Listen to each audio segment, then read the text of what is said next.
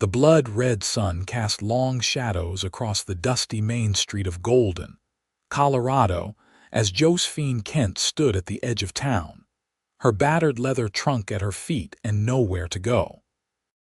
Just 3 weeks a widow, and already the town that had welcomed her and Henry with open arms 5 years ago had shown its true colors, turning their backs on a woman they now deemed cursed.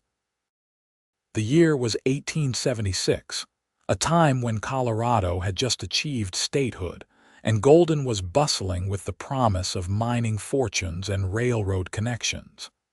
The town had been good to them once. Henry had worked the mines with a tireless dedication, and Josephine had made a respectable living as a seamstress. They had been saving for their own homestead, dreaming of children and prosperity.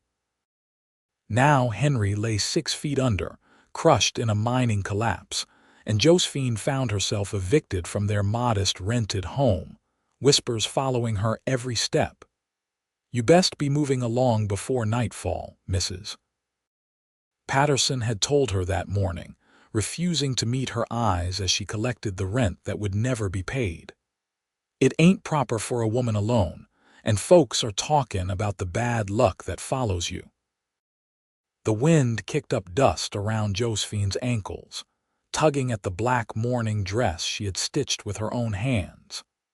At 25, she was too young to wear widow's weeds for the rest of her days, but too broken to imagine a future beyond this moment of utter abandonment.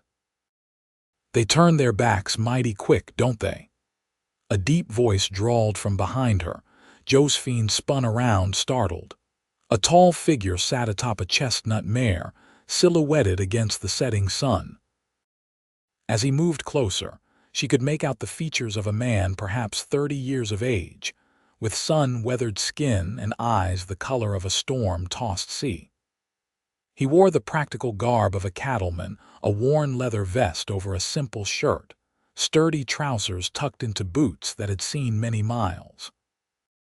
No fancy airs about him, just the quiet confidence of a man accustomed to the harshness of frontier life. "I don't believe we've been introduced," Josephine replied stiffly, remembering her manners despite her circumstances. He swung down from the saddle with practiced ease. "Name's Daniel Tucker. I run cattle on the North Range." He offered no hand to shake, maintaining a respectful distance. "And you'd be Mrs. Kent, I reckon." Josephine's spine stiffened. "You know me, word travels. Heard about your husband in the mine collapse." His eyes held something rare in her experience of late compassion without pity. "Also heard the town's showing its less charitable side. That's one way to put it." Josephine tried to swallow the bitterness in her voice. Daniel Tucker surveyed her meager belongings, the single trunk containing all that remained of her life with Henry. "You got somewhere to go?" "I was considering the wide open spaces," she replied with false lightness, gesturing to the vast landscape beyond Golden. "I hear they're quite accommodating." A small smile tugged at the corner of his mouth. "That they are, madam, that they are." He paused, seeming to weigh his next words carefully. "I've got a proposition for you if you'd hear it." Wariness flashed across Josephine's face. She'd heard propositions from men since Henry's death, none of them decent. Reading her expression, Daniel quickly added, "Nothing improper. My sister ran the household at my ranch until she married a month back and moved to Denver. I need someone to cook and keep house. It's honest work with fair pay, and there's a cabin nearby where you'd have your privacy." Josephine hesitated, studying him carefully. "Why would you offer work to a woman the town considers bad luck?" "Because I don't much care what this town thinks." Daniel looked back toward Golden's Main Street. "Bunch of hypocrites, if you ask me. Happy to take a man's labor till he dies, then cast out his widow." His blunt assessment matched her own thoughts so perfectly that Josephine nearly laughed despite herself. "Besides," Daniel continued, "I need someone who knows how to work, not some delicate town girl who faints at the sight of dirt. You've kept your own home, worked as a seamstress from what I hear. That tells me you're no stranger to hard work." Josephine considered her options, which were, in truth, nearly non-existent. She could try to make it to Denver, but with what money? She could beg a distant cousin in Missouri for charity, but the thought made her stomach turn. "Then let me be your new beginning," Daniel said softly, cutting through her thoughts. "Not just work a chance to start fresh where no one's whispering behind your back." The unexpected gentleness in his voice nearly undid her carefully maintained composure. For 3 weeks she had not shed a tear in public, refusing to give the gossips the satisfaction. Now she blinked rapidly, looking away toward the mountains. "Your ranch is far from town?" she asked, her voice steadier than she felt. "Half-day's ride." "Close enough for supplies when needed, far enough that folks mind their own business." Josephine took a deep breath, weighing the danger of trusting a stranger against the certainty of destitution. "I accept your offer, Mr. Tucker, on a trial basis." "Fair enough." He nodded, then lifted her trunk with ease, securing it behind his saddle. "I've got business to finish in town. Meet me at the livery in an hour. We'll head out while there's still light." An hour later, riding beside Daniel Tucker on a gentle mare he'd arranged for her, Josephine left Golden behind without a backward glance. The setting sun painted the mountains in hues of gold and purple, and for the first time since Henry's death, she felt something stir within her, not hope exactly, but perhaps its distant cousin, possibility. The Tucker Ranch sprawled across a picturesque valley nestled between rolling foothills. As they crested the final rise after hours of riding, Josephine drew her horse to a stop, taking in the sight. A sturdy 2-story ranch house commanded the center, with a large barn, corrals, and several outbuildings arranged nearby. In the last light of day, smoke curled from the chimney and lanterns glowed in windows. It looked, against all odds, like a home. "It's not much compared to some of the big cattle operations," Daniel said, misreading her silence for disappointment. "But it's mine, free and clear."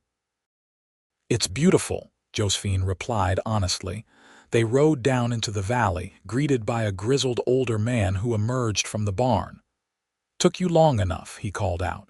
"Supper's been waiting." "Mrs. Kent, this is Jim Rollins," Daniel introduced as they dismounted. "Been with me since I started with just 10 head of cattle. Jim, this is Mrs. Josephine Kent.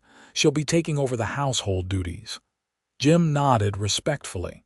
"Madam, sorry to hear about your troubles." Josephine was surprised by the simple acknowledgement, no awkward avoidance or morbid curiosity. "Thank you, Mr. Rollins." "Just Jim, madam.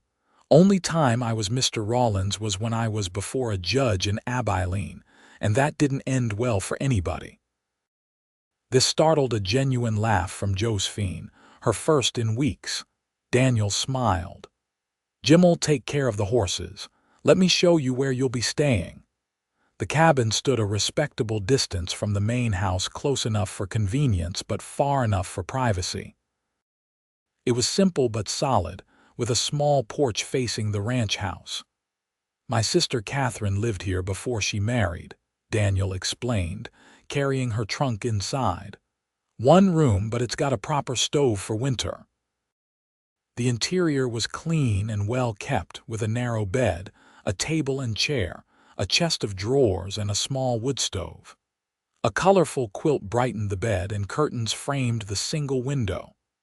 "Catherine left the linens and such," Daniel said, setting down her trunk.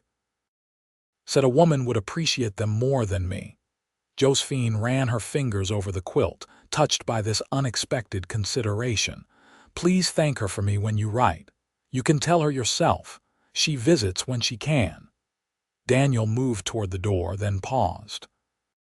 "We eat breakfast at sunrise. No need to start work tonight. Get settled in. There's food in the main house when you're ready." After he left, Josephine sat on the edge of the bed, overwhelmed by the day's sudden turn. She had woken this morning a despised widow being evicted from her home. Now she sat in a cabin all her own, with honest work ahead and people who treated her with basic dignity. She allowed herself one small, shuddering sob of relief before squaring her shoulders. This was merely practical a job, nothing more. She would not mistake basic human decency for anything deeper. Henry had been dead less than a month. Her heart was a closed room she had no intention of reopening. Still, as she unpacked her meager belongings, Josephine found herself glancing often toward the main house, where lamplight spilled from the windows into the gathering dusk, beckoning like a promise of warmth in the cold night ahead.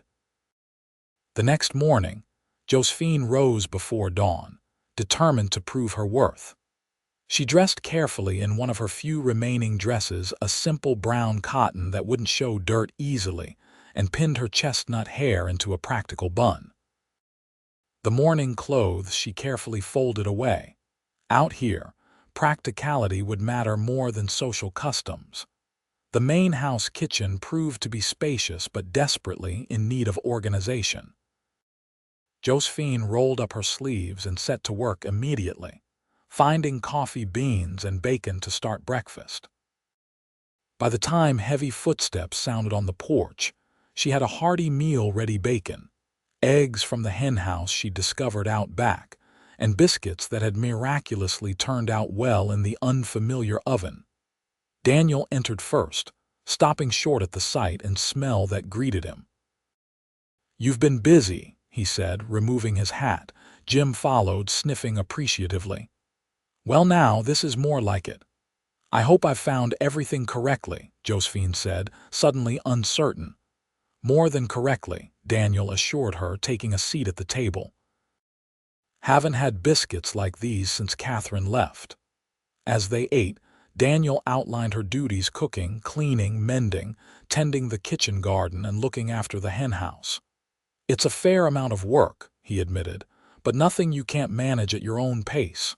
Josephine nodded. "I'm not afraid of work, Mr. Tucker." "Daniel," he corrected. "If we're sharing meals every day, Mr. Tucker gets tiresome fast." "Daniel, then," she conceded, though the familiarity felt strange on her tongue. The days quickly fell into a rhythm. Josephine rose early to prepare breakfast before the men headed out to work with the cattle. She spent her mornings cleaning and organizing the ranch house, which had clearly suffered from a woman's absence. Afternoons were devoted to the garden, mending, baking, and preparing dinner.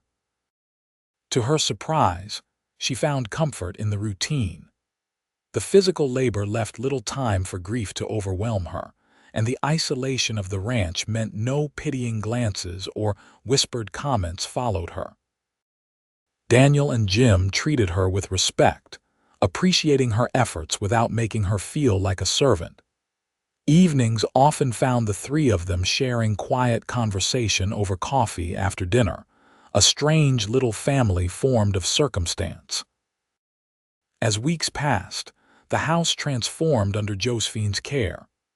Floors that had dulled with grime now shone, windows sparkled, letting in streams of sunlight, and corners that had collected dust and cobwebs became clean and organized. The pantry was arranged logically. The garden began producing abundant vegetables, and the smells of home cooking regularly filled the air. One evening about a month after her arrival, Josephine was hanging freshly laundered curtains when she heard Daniel enter the house earlier than usual. "Something smells good," he called out, following his nose to the kitchen where a stew simmered. "Just a simple beef stew," Josephine replied, climbing down from her stepladder. "I found herbs growing wild near the creek." Daniel surveyed the newly hung curtains, the polished furniture, the general air of hominess that had been missing. "You've worked wonders here." "It's satisfying work," she admitted. "Your sister kept things nicely, but men alone." She smiled slightly. Let's just say your socks no longer need to stand at attention in the corner." Daniel laughed, the sound rich and warm. "I never claimed to be handy with housekeeping. Yet you manage thousands of acres and hundreds of cattle, different kind of management." He paused, seeming to debate something internally. "There's a matter I've been meaning to discuss with you." Josephine tensed instinctively. In her experience, such preambles rarely led to pleasant conversations. "Your pay," he continued, not noticing her discomfort. "I'm increasing it. You're doing the work of two people and doing it better than I expected." Relief flooded through her. "That's generous, but not necessary. You've already provided me shelter and a new start when I had nothing." "It's not charity," Daniel said firmly. "It's what you've earned." Something in his direct gaze made Josephine look away first. "Thank you." The moment stretched between them, filled with unspoken words, until Jim's entrance broke the silence. "Hope that stew's ready. I'm hungry enough to eat the hide off a buffalo." Daniel stepped back, the intensity of the moment dissolving. "I'll wash up," he said, and headed outside to the pump. That night, alone in her cabin, Josephine found herself standing at the window, watching the light in Daniel's upstairs bedroom. For the first time, she allowed herself to acknowledge the growing warmth she felt in his presence, the way her pulse quickened when he entered a room, how she found herself listening for his footsteps returning from the range. The realization frightened her. Henry had been gone barely 2 months. What kind of woman was she, to feel this stirring so soon? She pressed a hand against her chest, as if to physically suppress the feelings taking root there. Daniel had offered her work and respect when she most needed it, nothing more. To imagine otherwise was to invite heartbreak. Yet as summer deepened into a glorious Colorado August, Josephine found it increasingly difficult to maintain the professional distance she'd imposed. Daniel, too, seemed to seek her company more often, lingering after meals, finding reasons to be near the house when she worked in the garden, bringing her wildflowers he claimed were just weeds but which she arranged carefully in jars throughout the house. One Sunday afternoon, when the chores were lighter, Daniel invited her to ride out and see more of the ranch property. "You've been here nearly 2 months and haven't seen beyond the homestead," he pointed out. "There's a spot by the creek I think you might enjoy." They rode side by side through meadows lush with late summer grasses. Daniel pointed out landmarks, explaining his plans for expanding certain grazing areas and how he rotated the herds to preserve the land. "You speak of it with such care," Josephine observed. "Not just as property but as something living," Daniel nodded. "My father taught me that. He always said we don't really own the land, we're just its caretakers for a time." "Your father sounds wise." He was. Daniel's eyes took on a distant look. "Lost him and my mother to cholera when I was 20. Left me the small herd and enough determination to build on what he started." Josephine felt a pang of recognition in his loss. "I'm sorry." "It was 8 years ago now." Daniel glanced at her. "Grief changes over time. Doesn't disappear, but becomes something you carry rather than something that carries you." The simple truth of his words resonated deeply within her. They reached a bend in the creek where cottonwoods created a natural canopy, their leaves rustling in the gentle breeze. Daniel dismounted and helped Josephine down, his hands lingering briefly at her waist before he stepped back. "This is my thinking spot," he admitted, leading her to a smooth boulder perfectly positioned to overlook the water. "Come here when decisions need making or when the house feels too empty." They sat side by side, listening to the bubbling creek and the distant lowing of cattle. The intimacy of sharing this private place wasn't lost on Josephine. "Thank you for showing me," she said softly. "Wanted to share it with someone who'd appreciate it." Their eyes met, and Josephine felt a rush of connection so powerful it nearly took her breath away. For a moment, she thought he might reach for her hand or perhaps even kiss her. Instead, he broke the gaze, looking out over the water. "We should head back before Jim thinks we've been attacked by mountain lions," he said, his voice slightly rougher than before. On the ride back, Josephine wrestled with conflicting emotions. Part of her the proper widow, the woman raised with strict notions of mourning periods and propriety, was relieved that Daniel had maintained his respectful distance. Another part, one she barely recognized, had wanted him to breach that distance, to confirm that the connection she felt wasn't merely gratitude or loneliness. That night, a summer thunderstorm swept across the valley. Josephine sat on her small porch, watching lightning flash across the mountains. The raw power of the storm matched her inner turmoil, grief for Henry still fresh, yet undeniable feelings growing for Daniel. Was it possible to honor one while exploring the other? Or was she betraying her husband's memory by even considering such feelings? The rain intensified, driving her inside where she lit a lamp and tried to distract herself with mending. A knock at her door startled her. She opened it to find Daniel standing there, rain dripping from his hat brim. "Checking that your roof's holding," he explained. "This cabin sometimes leaks in the bad storms." "It seems fine so far," she replied, suddenly conscious of her loosened hair and the simple nightgown and robe she wore. "Would you like to come in and get dry?" He hesitated, then stepped inside, removing his dripping hat. "Just for a moment." The small cabin seemed to shrink with his presence, the air between them charged like the storm outside. Daniel's eyes moved to her hair, flowing past her shoulders in waves she usually kept strictly pinned up. "I was preparing for bed," she explained unnecessarily, resisting the urge to gather it back. "It suits you down," he said quietly. "You should wear it that way more often." Lightning flashed, illuminating his face, the strong lines of his jaw, the intensity in his eyes that had nothing to do with checking for leaks. When thunder rumbled seconds later, neither of them startled. "I should go," Daniel said, though he made no move toward the door.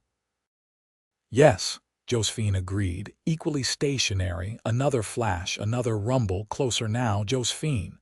Her name on his lips sounded like a question. "Yes. I didn't come here just to check your roof." Her heart hammered against her ribs. "I know." He took a step closer. "I've been fighting this for weeks, telling myself it's too soon, that you're still grieving, that you work for me and it wouldn't be right." "I've had the same thoughts," she admitted, her voice barely audible above the rain. "If you want me to leave and never speak of this again, just say so," Daniel offered, giving her an escape she didn't want. Instead of answering, Josephine reached out slowly, placing her hand against his chest. She could feel his heartbeat, as rapid as her own. Daniel covered her hand with his, warm and calloused from ranch work. "I loved Henry," she said, needing to speak his name in this moment of transition. "His death nearly broke me, but being here with you, I'm finding pieces of myself I thought were buried with him." Daniel's free hand gently touched her cheek. "I would never ask you to forget him." "I know." And she did know, with a certainty that defied rational explanation. This man would respect her past even as he offered her a future. When their lips met, it was gentle at first, a question, an exploration. Then the storm seemed to enter them, turning the kiss deeper, more urgent. Daniel's arms encircled her, strong and secure, while Josephine's hands moved to his shoulders, then his face, then into his damp hair. They broke apart breathless, foreheads touching. Outside, the storm continued its assault, but within the cabin, something new had taken root, fragile yet undeniable. "I should still go," Daniel whispered, though his arms remained around her. Josephine nodded reluctantly. "We have time. There's no need to rush." He kissed her once more softly, then stepped back. I'll see you at breakfast." After he left, Josephine touched her fingertips to her lips, marveling at how something so simple could feel so profound.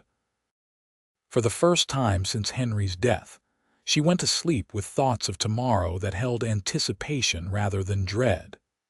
The following weeks brought a delicate courtship that unfolded around the rhythms of ranch life.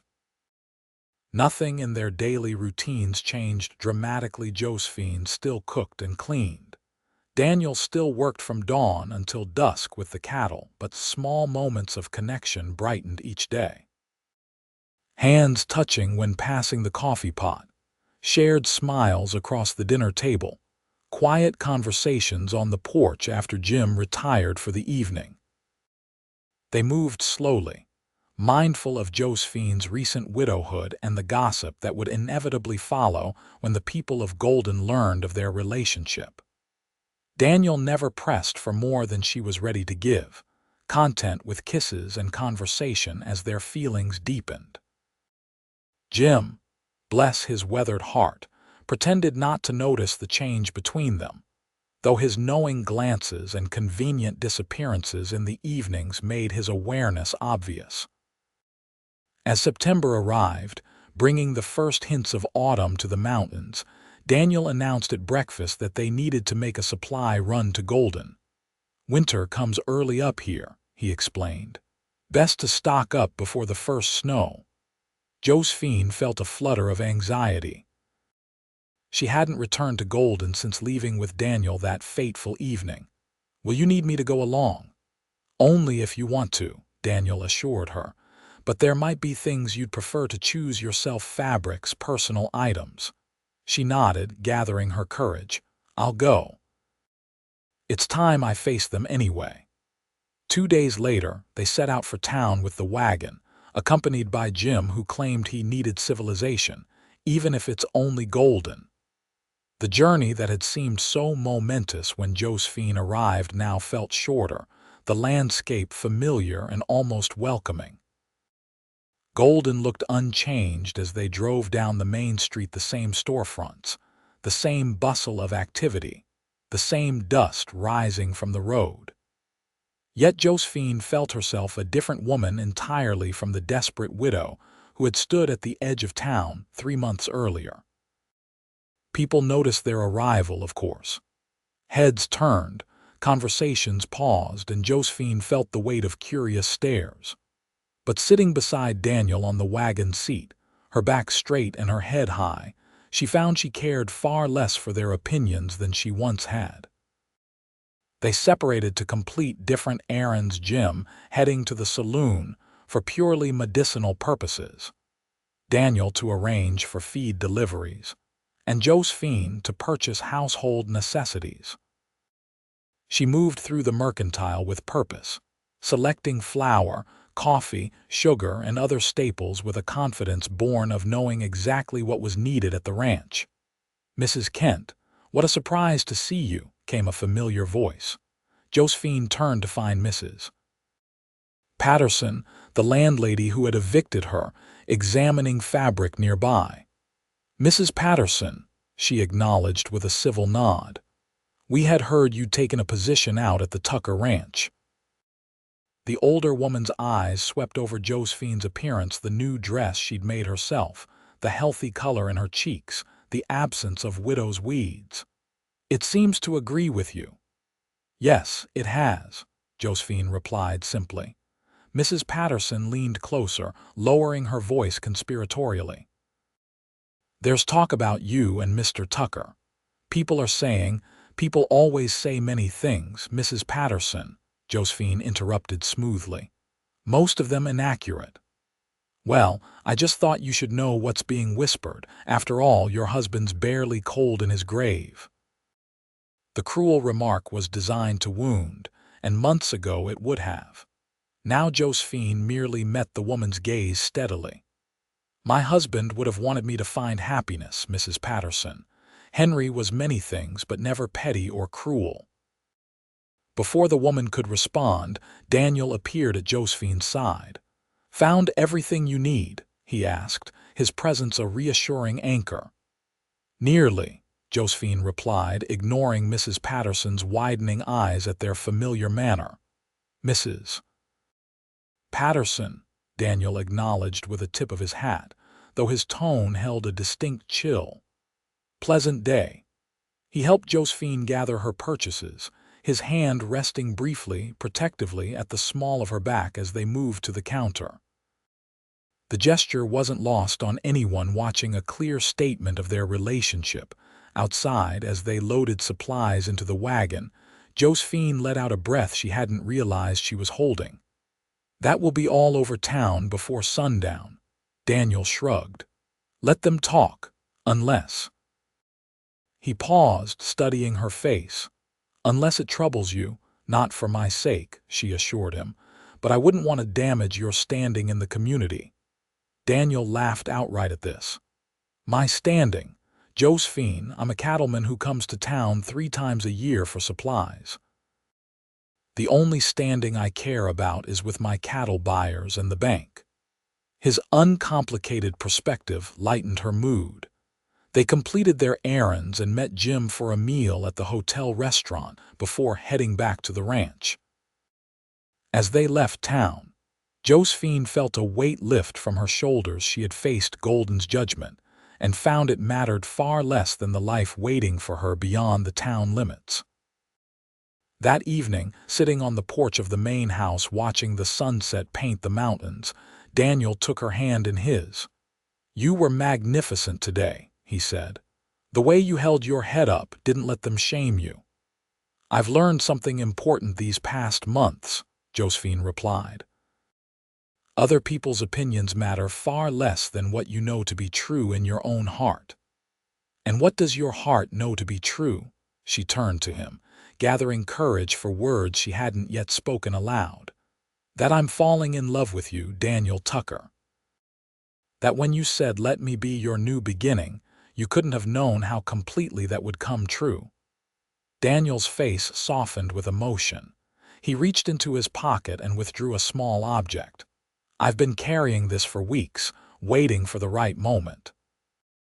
In his palm lay a simple gold ring with a single small diamond. It was my mother's, he explained. I know it's soon, perhaps too soon by society's standards, but out here, we make our own rules. Josephine's heart pounded as she understood what he was offering. I'm not asking for an immediate answer, Daniel continued. Take all the time you need, but I want you to know that I love you, Josephine Kent. Not as a housekeeper, not as someone I rescued, but as the strong, remarkable woman you are. Tears filled her eyes, not tears of grief this time, but of an overwhelming joy she had never expected to feel again. I don't need time, she whispered. My answer is yes. Daniel slipped the ring onto her finger, then drew her into his arms. Their kiss sealed a promise not just of marriage, but of building something new together from the broken pieces of the past. They agreed on a simple ceremony in October, when the aspen trees would turn the mountainsides to gold. Jim insisted on riding to Denver to fetch Catherine and her husband for the occasion, declaring that family should be there, even if it's just the strange little family we've cobbled together. The wedding day dawned clear and crisp, with just enough chill in the air to hint at the winter to come.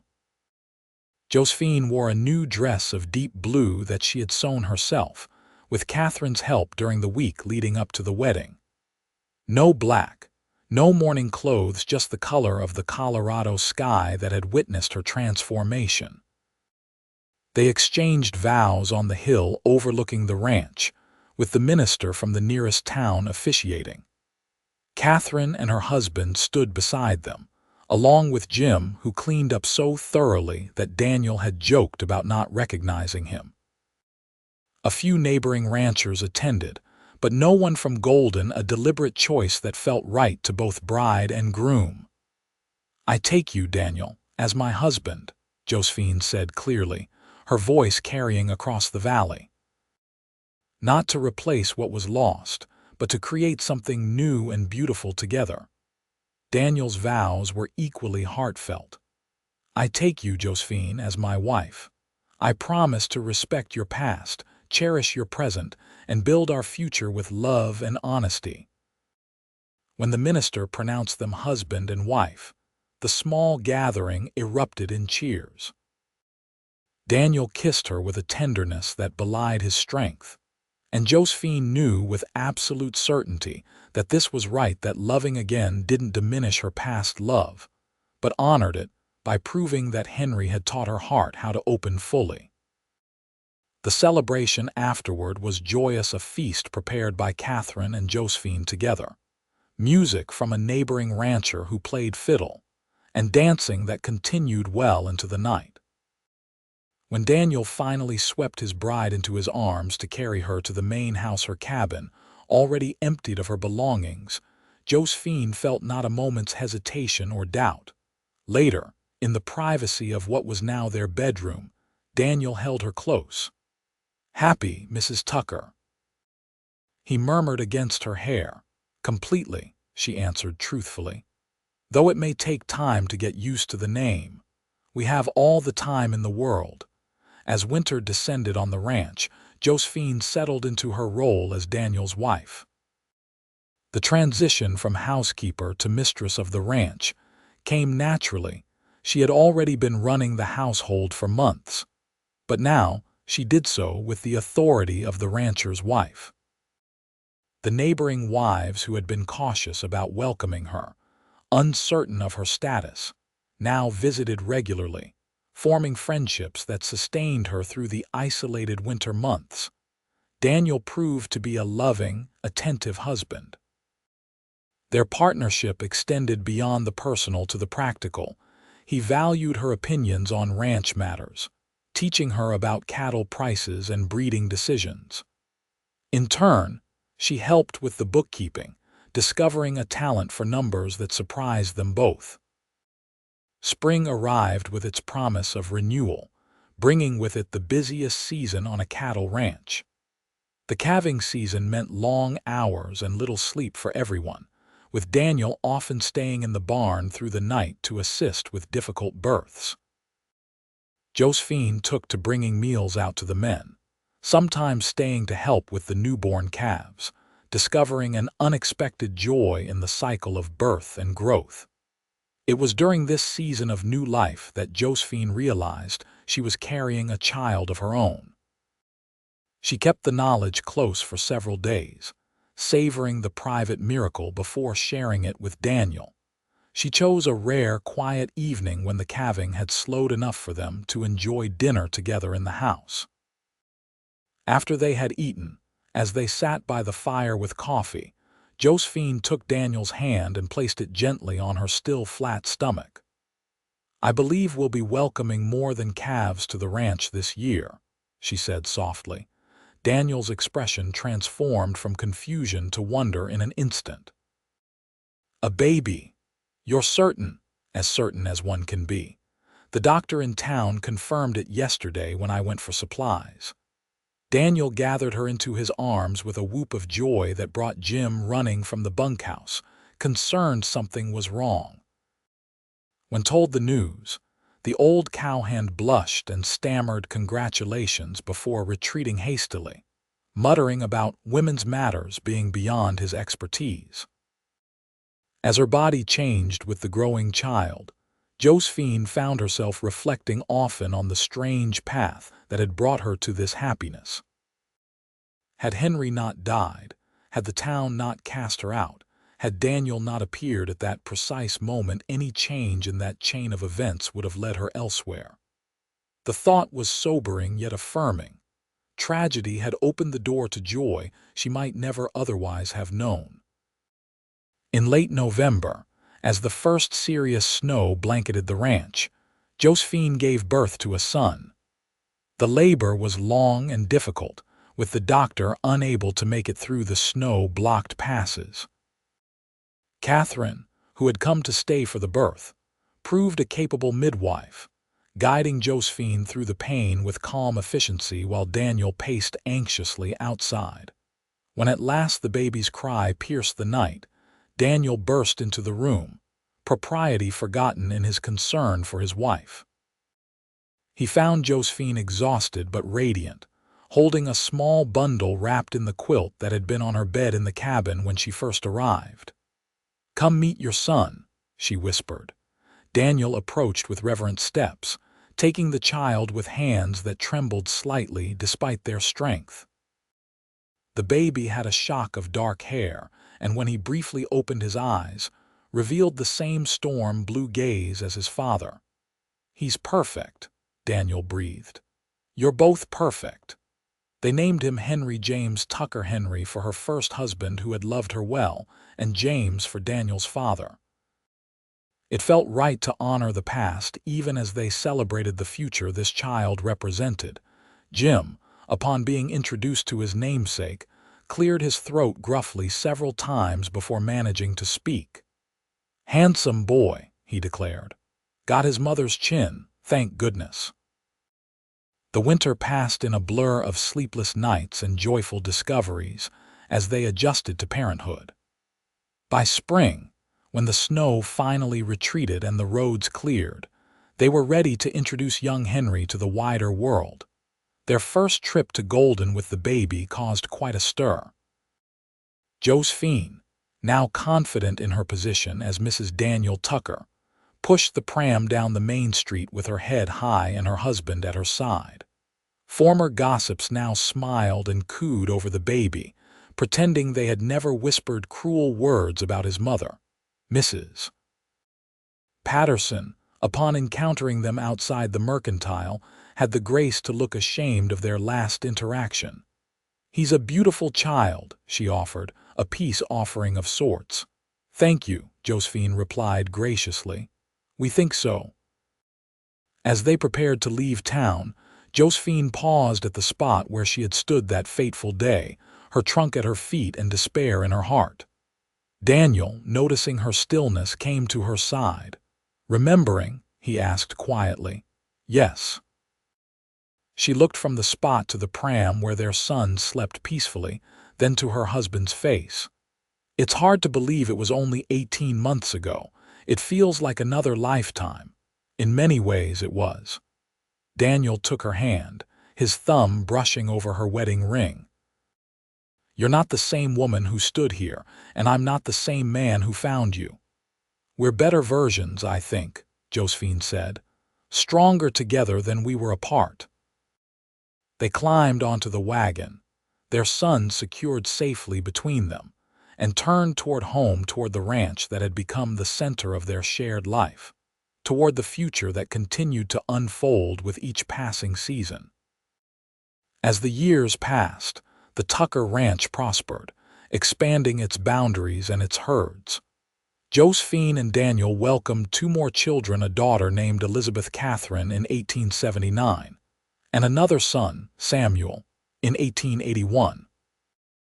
The main house grew along with the family, with new rooms added and the original spaces renovated to accommodate their changing needs.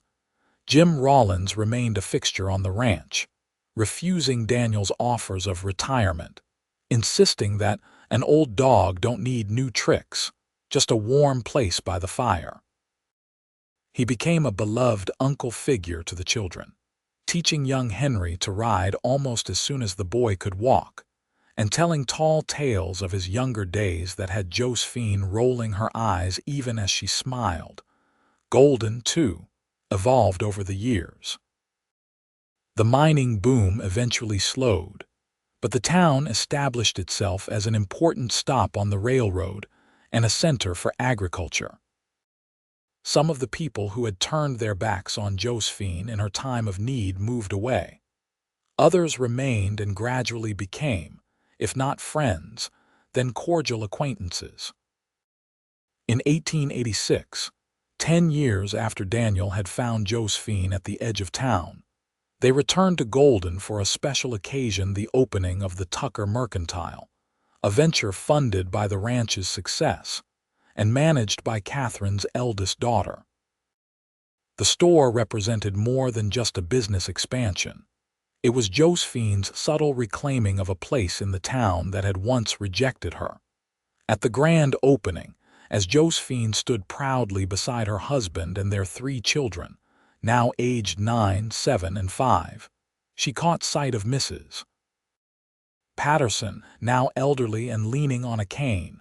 The woman approached slowly, her expression difficult to read. "Mrs. Tucker," she greeted Josephine formally. "Congratulations on your new establishment." "Thank you, Mrs. Patterson," Josephine replied with the easy confidence of a woman who had long since moved beyond the need for this woman's approval. "I owe you an apology," the older woman said suddenly, her voice lowered so only Josephine could hear. What we all did after your first husband died. It was wrong." The unexpected admission caught Josephine off guard.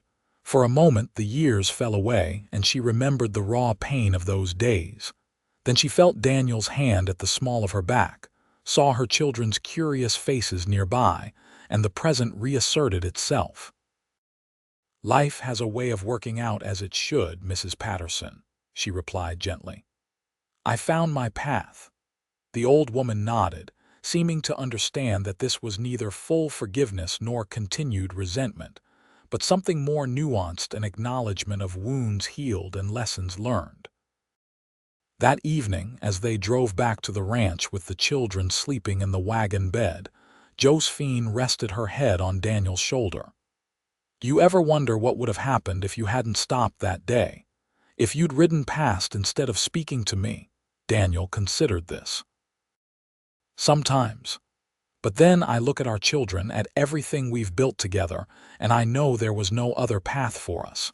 Some things are meant to be, Josephine. Then let me be your new beginning," she quoted his words from that first meeting. "You couldn't have known what those words would mean." "Maybe I did in some way," Daniel mused. "Something told me you were special from the moment I saw you standing there, refusing to be broken by their cruelty." Josephine smiled at the memory of her younger self, trying so desperately to maintain dignity in the face of abandonment. "We've come so far." "And we've got further yet to go," Daniel replied, pressing a kiss to her temple as the ranch came into view, lanterns glowing in welcome. As they approached their home, Josephine felt a profound sense of gratitude wash over her. The path had not been straight or easy, but it had led her here to this man, these children, this life filled with purpose and love. What had begun as desperation had transformed into choice. What had started as mere survival had blossomed into thriving. The Tucker Ranch stood as testament to what could be built from the ashes of loss, not a replacement for what had been, but something entirely new and equally precious. Josephine had learned that the heart's capacity for love was not finite. It expanded to embrace new beginnings without diminishing the value of what came before. As Daniel helped her down from the wagon, their sleeping children gathered carefully in arms and over shoulders. Josephine paused to look up at the star-filled Colorado sky. The same stars had witnessed her darkest moments and her greatest joys. They had seen her cast out and then welcomed home to a place she could never have imagined.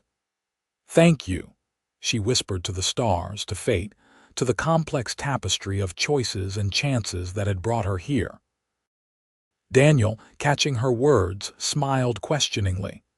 "Just counting my blessings," Josephine explained, returning his smile. Together, they carried their children into the warmth of the home they had built, closing the door on the night and opening it to whatever adventures tomorrow might bring, continuing the story that had begun with 7 simple words spoken by a stranger who would become everything. "Then let me be your new beginning."